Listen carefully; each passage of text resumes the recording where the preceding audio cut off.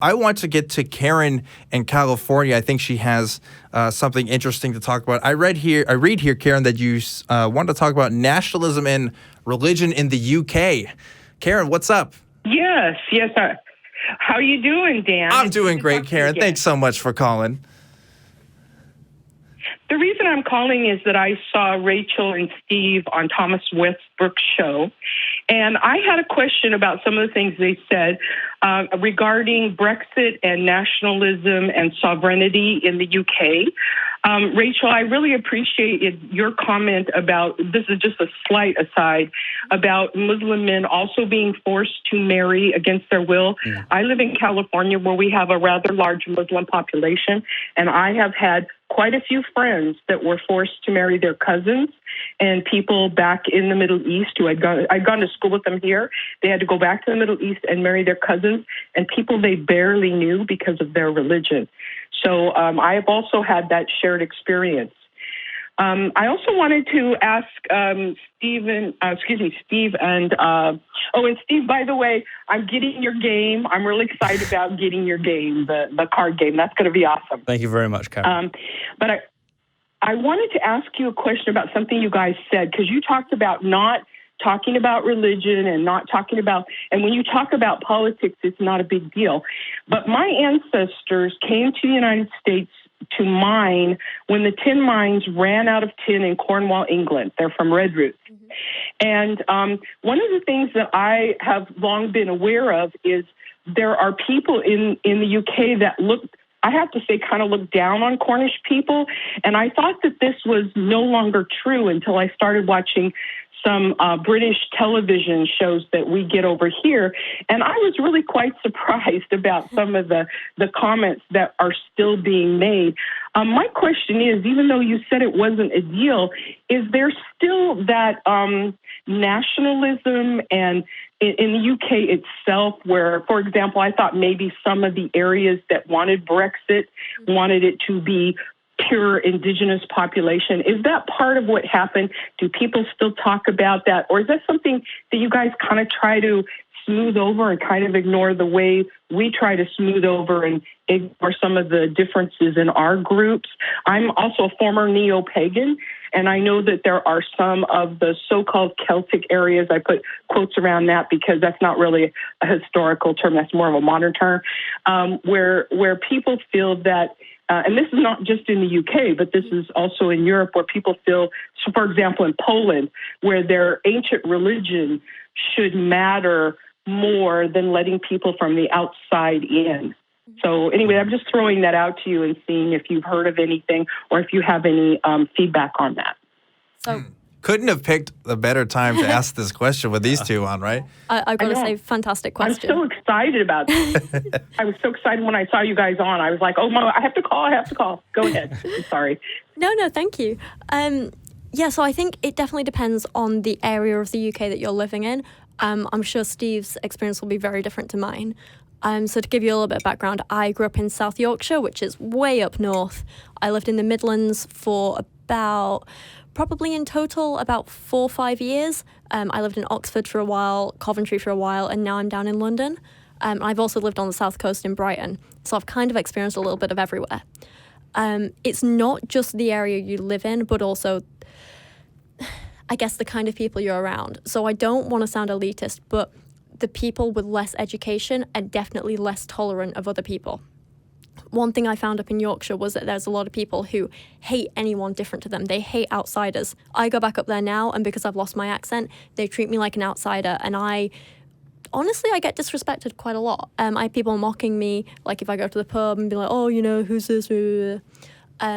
So if I get that when I'm born in Yorkshire, just because I've lost my accent, imagine how someone who is born outside the UK is treated. It's kind of horrific to see sometimes. There was a video I saw when the whole Brexit vote was going on of people on Barnsley High Street literally being so disgustingly racist. It made me sick to say I was from there. They were all like, oh, we don't want them immigrants coming in here. We don't want them Muslims coming in here. And yeah, it was completely ridiculous. It was completely unfounded, but they believed it so strongly and so passionately. And I hated that. There are people who, like you, voted for Brexit because you actually have your reasons and you actually thought about it. And then I know people who voted for Brexit because they were like, oh, we just, we want to change. We want to stop people coming into our country and like using our stuff. I spoke with one person who was basically saying, I'm voting for Brexit because I'm sick of having Indians in the NHS. And I had to explain, India's not in the European Union. They're not affected by it. Yeah. But there's what I would say, Karen. Unless you want to finish, I don't. No, you go ahead. You go ahead. The UK is nowhere near as religious as the US, but make no mistake about it, we are just as stupid as the US. We had to get it from somewhere. Yeah, well, exactly. And what I mean by that is that we are. Politics is quite divisive in the UK, and. Like what you were just saying there, where there's some people that are far right, if you will, and they're very nasty. I've had lots of people just say that they cannot stand me because I voted for Brexit. And opposite to what you said, these people are educated. Oh, yeah. So I'm getting educated people being very tribalistic and being just like, we don't want to know you anymore. So I think that the UK is full of people, and people can be, unfortunately... it's just like anywhere, really. Unable to take any kind of nuance or grey area. But hopefully with the conversations we're having and the way that everything's progressing, we get to a time where people can disagree without completely removing from their life people I think that, like you say, it is about the individuals. Like, I found an incredible group of friends I can just go to the pub with and chat about anything from, like, religion to politics to what TV we're watching. And it's just a nice, chilled discussion, and everyone just kind of, like, has a good time, and we share our thoughts, and some people change their mind and some people don't, and you have that.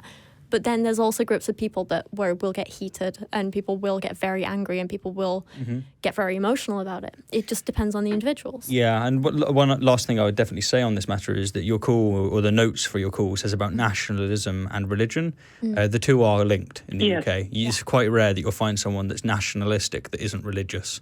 Normally they are religious. That's what I was wondering. Yeah. No, I disagree up north. You just grew up north, so you'll find people that are not religious and but they are nationalistic. nationalistic. They want to keep Yorkshire. Yeah. That kind of thing. Yeah, absolutely.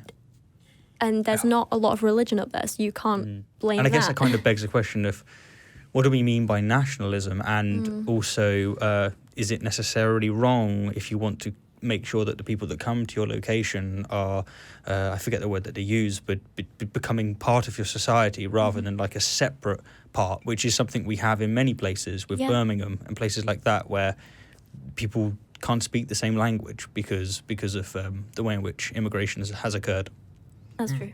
I think there's often people get mixed up between those things, though, where people will just see any immigrants coming into the country as like going off and doing their own things and not being a part of the country and just sucking our resources. There are some people who seem to think that all immigrants are like that, which is not the case at all. Not at all. A huge percentage of some of our best NHS doctors are immigrants. Oh yeah, nurses. NHS for sure. Yeah. A large part of academics, immigrants. My university, I went to Warwick. So many lecturers were from international universities, and the skills that immigrants can bring to the UK is invaluable, and we can't ignore that. And I think some people forget about it. Yeah, and, I agree with that. I think you could flip it as well, and that is that when it comes to places such as Yorkshire and places where it's cheaper to live, with the EU being what it is and having open borders, people can move in without any skills or education whatsoever, which is kind of unique because, for example, if we wanted to move to the US or Australia, we must prove that we have a skill that either the US or Australia wants. Whereas, does YouTuber count as one of those skills? I'm not entirely sure. It'd be quite interesting. Maybe they'll go, pay us enough money, and then maybe. But what I was going to say is that with that situation, you have an influx of uneducated, unskilled workers just doing what's best for them and totally all on them. Yeah. But then you have high levels of these people in certain locations, and then you get a backlash from the communities there. It's all ever so complex, as I'm sure me and Rich will illustrate. Yes, more complex than a call-in show could probably ever say, but that's a caveat that comes with every single call. So what do you think about that, Karen? Was that deep enough for you?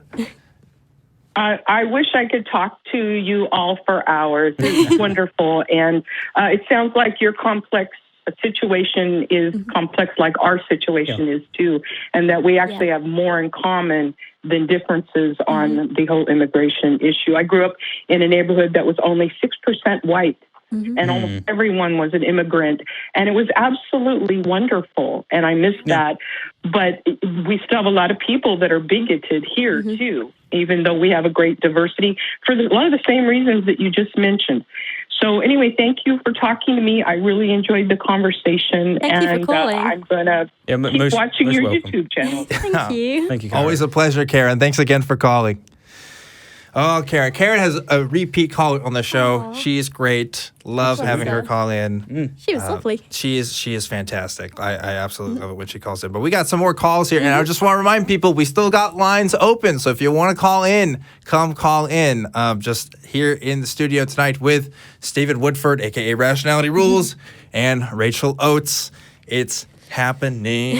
It's really, really fun in here. I wish I could go down to my what do you call it, chaps with to the pub. With your mates in the pub. Is that I don't know. I'm embarrassing mates myself. at the pub's good. Yeah, it works. mates at the pub. Okay, I want to have a Go drink for with a the pint. lads. That's fine. I'll work with that. Are we going for a pint after this? Oh, Down at pub. probably. Yeah. Let's do it.